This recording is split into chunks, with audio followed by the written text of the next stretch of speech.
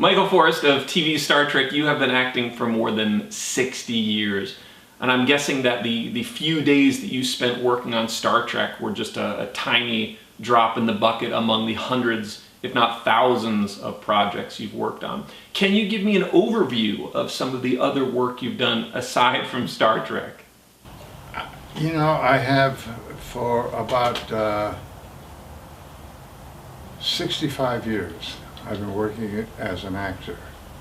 When I first started, I had absolutely no ability at all. I was a doofus on stage. The only reason I got into it was because of this friend of mine who I grew up with, who was my age, exactly 1 month different. And he was a brilliant actor as a teenager. He was also an artist. He could do makeup. He played a 60-year-old man when he was 16, and people could not believe. Anyway, I tried to emulate him. I could not come close.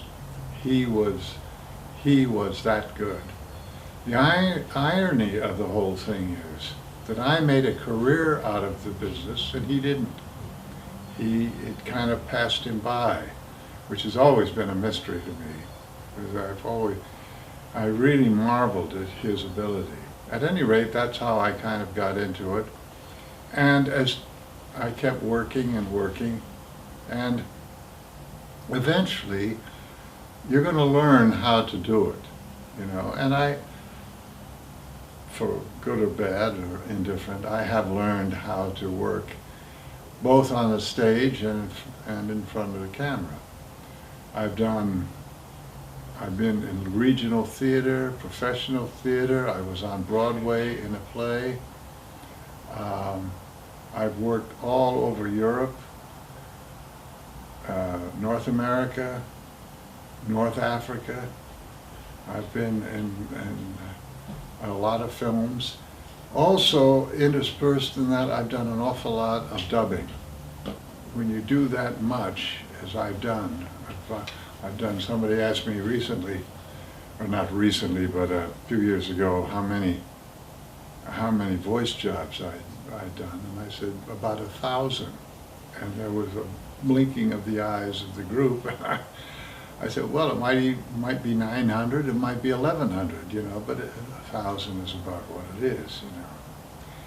So after you've done all of this for as many, you know, for 65 years, you're bound to accumulate an awful lot of jobs that you've done, you know.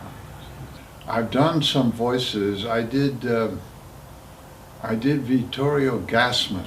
I mean, he's dead now, but he was a wonderful Italian actor who came to this country, and they put him in some films, American films, but he did go back eventually to Rome, to Italy, and they didn't know how to really use him.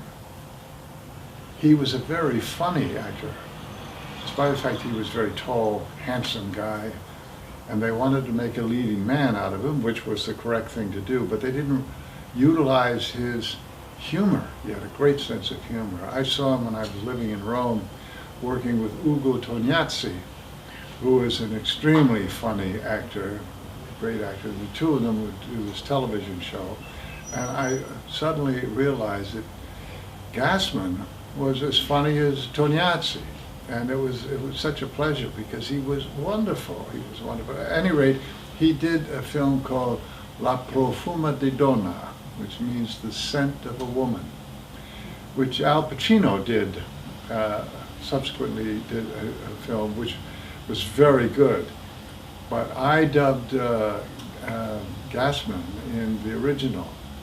And I probably got about 75–80% of Gassman's performance, which just that amount is really something to do.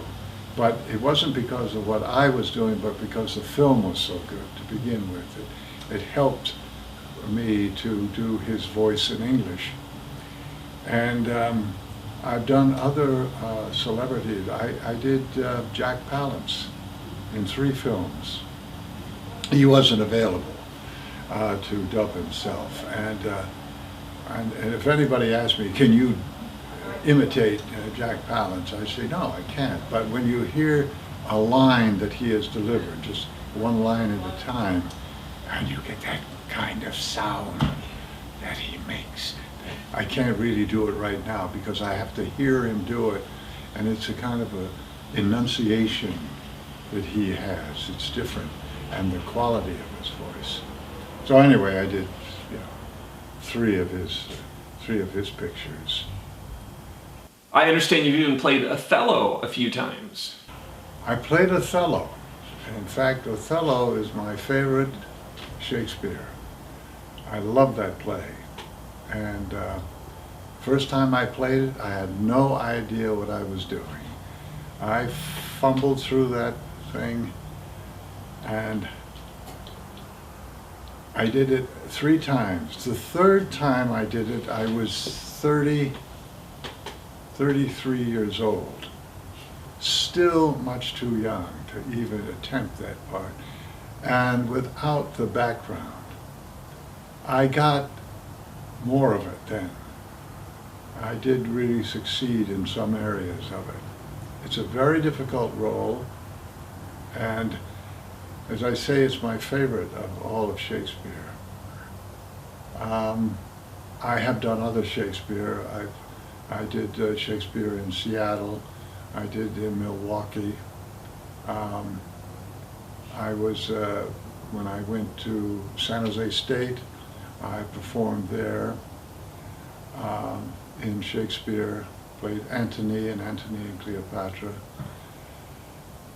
And again, it's like, if an actor, I taught Shakespeare, acting in Shakespeare at Southern Cal, USC. And a lot of the students would say, well, this language is so difficult. And I'd say, listen, it's English. It's written in a way that is so brilliant. All you have to do is just say the words, get out of the way, because they're going to run right over you if you don't. People always say it's difficult to do it. Believe me when I tell you it's easy to do it, because it's so brilliantly written. That's what makes it so lasting for over 400 years. It's brilliant stuff.